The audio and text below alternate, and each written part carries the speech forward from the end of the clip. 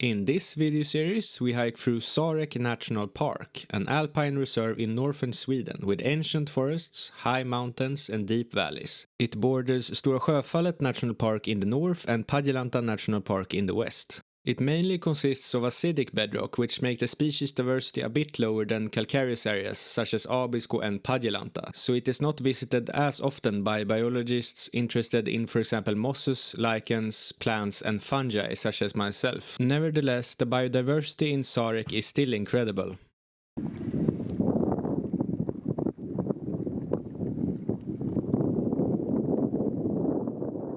So we just departed from the Kvikkjokk station and we're now entering Sarek.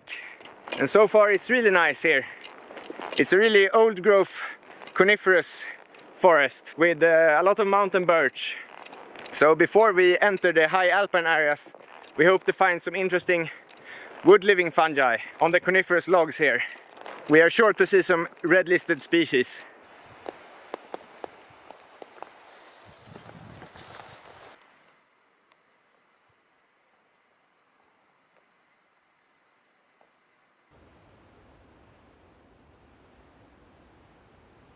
We set up the tents in these spruce forests and now we are searching for some wood-living fungi. Here on this spruce log we have a bunch of red-listed polypores. One of them is Sceltocutis odora, which is kind of a yellowish polypore that smells like cheese or old pears or something like that. It's red-listed as vulnerable in Sweden. Next to it here we have Felopilus nigrolimitatus, a blackish cap and a brownish pore surface. It's red-listed as near threatened. If you break apart this fungus, there's a black line between the flesh and the pore surface, hence the name. Here we have another polypore on spruce.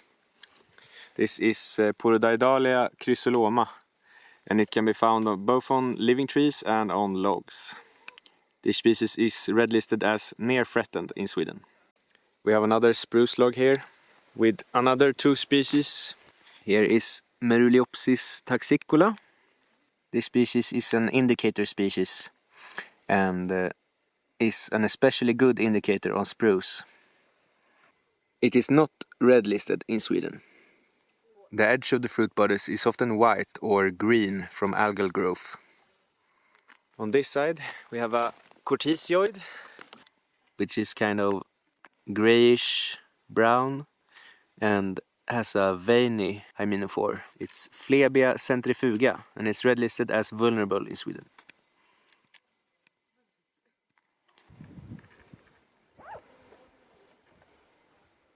Here we have Porodaidalia chrysoloma again.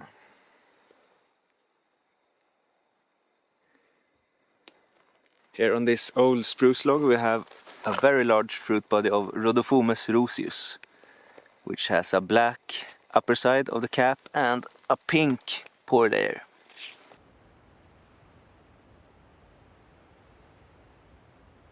At the base of the spruce log we have Icmadophila erycitorum.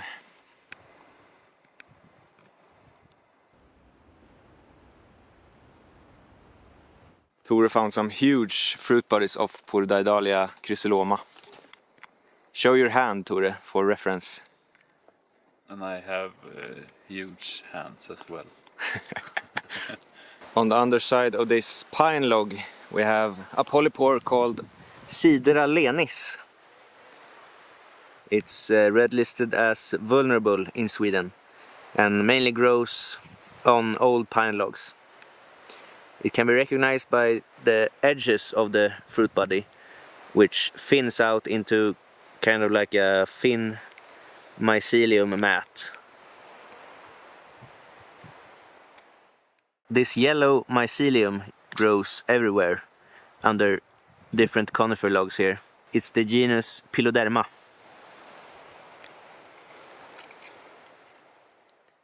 On this spruce log we have Leptoporus mollis, a fleshy pink polypore, red listed as near threatened in Sweden.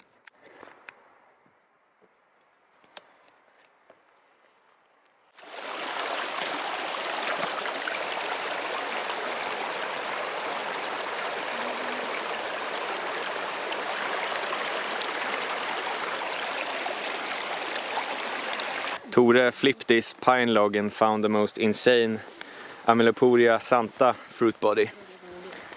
It's extremely yellow.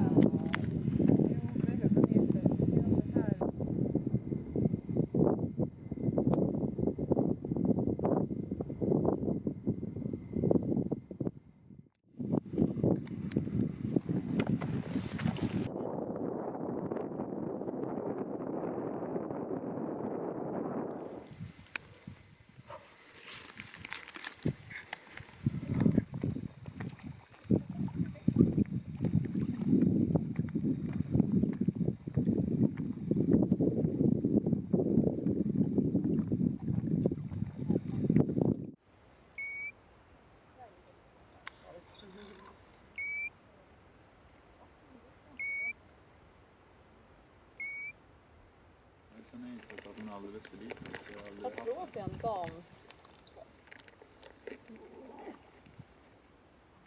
Jag minns väldigt tydligt.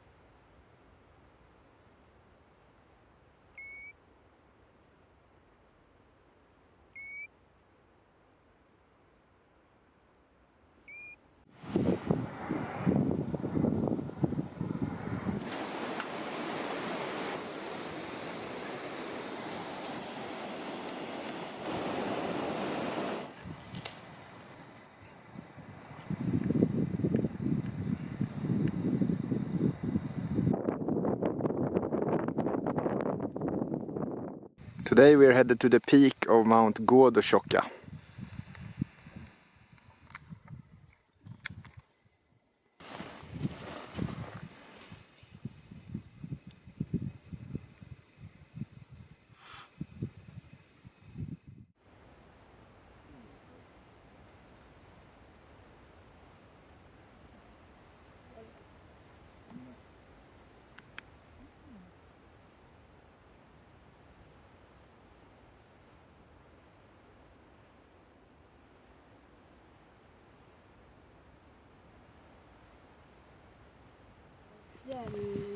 Nej. Ja. Det är fjällnöjd. Har du lagt in det som är ligger? Det skulle inte vara.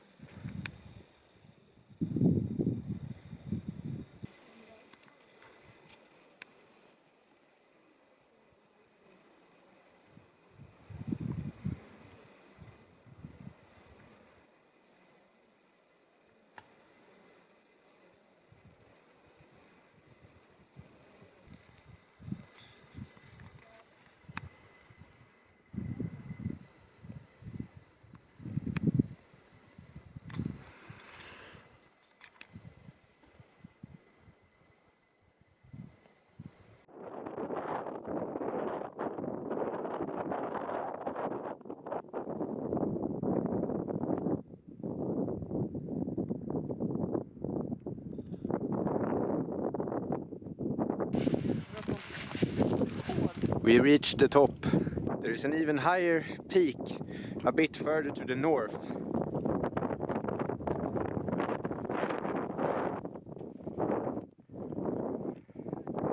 We found a frozen reindeer carcass. The only other creature who tried to reach the peak. Now it's our turn. There's a third, even higher peak. To reach it, we have to walk along this ridge. It's not very wide.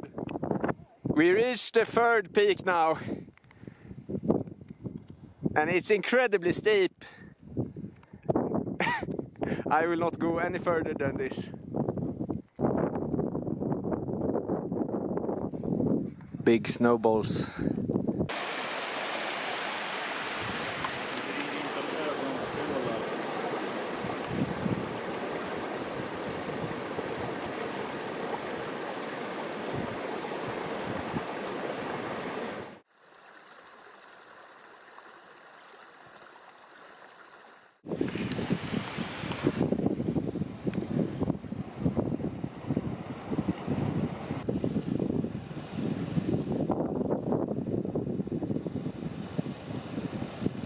Almost the entire national park consists of acidic bedrock, but here we found a couple of boulders, which are clearly some kind of sedimentary rock, more calcareous, which is indicated by these orange lichens, which we covered in the Abisko series.